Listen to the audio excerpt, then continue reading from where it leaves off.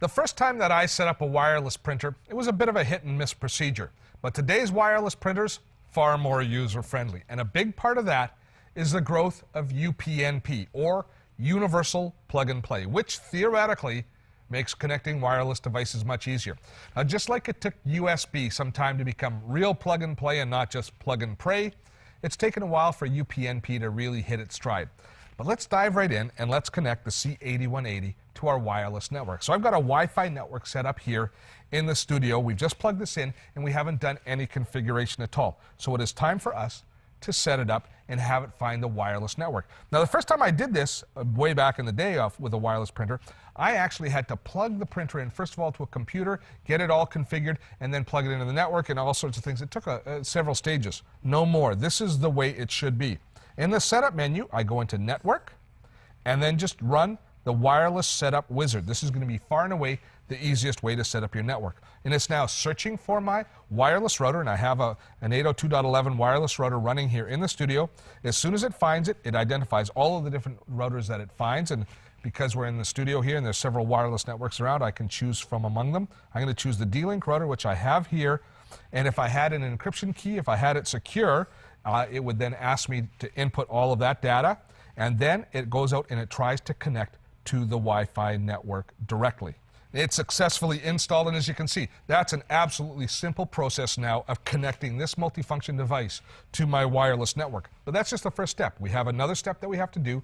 Once we've got the multifunction device installed, we now have to install drivers and connect each of our computers to the multifunction device over the wireless network. And that involves installing the software, and a CD ships with the multifunction device that you install in both your Macs and PCs, which will install all of the drivers and software necessary to communicate back and forth. Now, I've already run that because it takes it a few minutes for the installation to run, and I've reached the actual critical point of the installation where we're about to connect to the printer itself. So the software is installed, and now it's asking me if I want to connect directly to the computer using a USB cable, which I could do, but I don't want to do that. That's old school. No, I want to connect through the network. And this is where we see the real acid test of wireless networking. When I click Next here, now it's going out and it's going over the wireless network, and it's trying to connect and then make sure that this computer here can access all of the functions. Now, I'm talking scanning, I'm talking reading all of the memory cards, accessing the DVD drive, and of course printing all over the wireless network.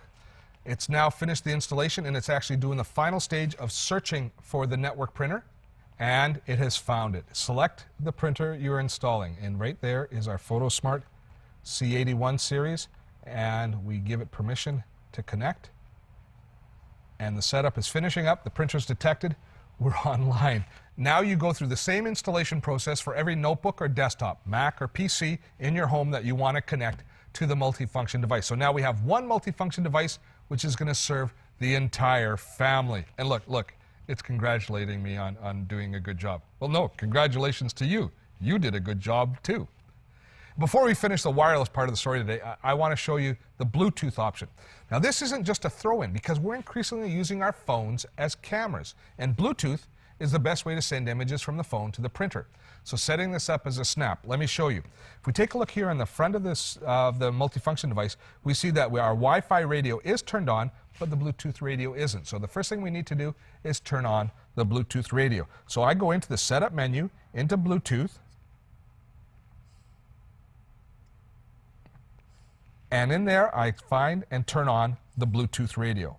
Once I've turned the Bluetooth radio on, it will be discoverable. I can make it discoverable so that I can connect my camera phone to the Bluetooth device. Once I've done that, I can go in and I can edit the passkey. Now, a passkey is basically the security levels in Bluetooth. And what it does is it prevents unauthorized Bluetooth devices from talking to each other. Now, there's not a big security concern over your printer, so leaving the passkey at 0000 is okay. But if you want to limit who can use the Bluetooth connectivity here within this printer, you can change the passkey. I'm not going to bother. Instead, I'm going to go to my camera phone and I'm going to connect it to the printer. And this is a nice, simple process as well. So every camera phone is going to be slightly different. In the BlackBerry here, I've got a little Bluetooth menu, setup menu, which says it'll go and it'll search for devices that are set up in what's called pairing mode. Pairing mode is how Bluetooth devices talk to each other. And remember, Bluetooth basically replaces USB cables. Think about it as that level of networking. And as it's looked through, it's found the PhotoSmart C81 series. So I just click on accept that, and then it's going to ask me for that passkey. The passkey is 0000. So I'm going to enter 1, 2, 3, 4 zeros, hit the return, and now it's pairing. And in a moment here, it will tell me that it is paired and it's complete with the PhotoSmart C8100 series. So now I'm ready to actually print from my Bluetooth device. So with your camera phone, with all camera phones, the easiest way to print is just to basically go into your media manager and then send. Instead of saying print, you actually just say send it to a Bluetooth device. So I found my photo here that I want to print, and when I click on the menu, it says send using Bluetooth. When I do that, now the Bluetooth connection is activated. I send it, and we can see the file being transferred from my phone to the printer. We see the printer starting up, and over Bluetooth now, I'm printing. There is the complete wireless story. Printing wirelessly from a Bluetooth device to my multifunction device, or printing wirelessly from my computer to my multifunction device. You know, in today's home, there's seldom just one computer anymore. In most homes, multiple computers means multiple printers. This is a far better solution than everyone having their own printer. It's very easy to set up, very easy to use, and now everyone can get the benefits of this simply fantastic imaging solution.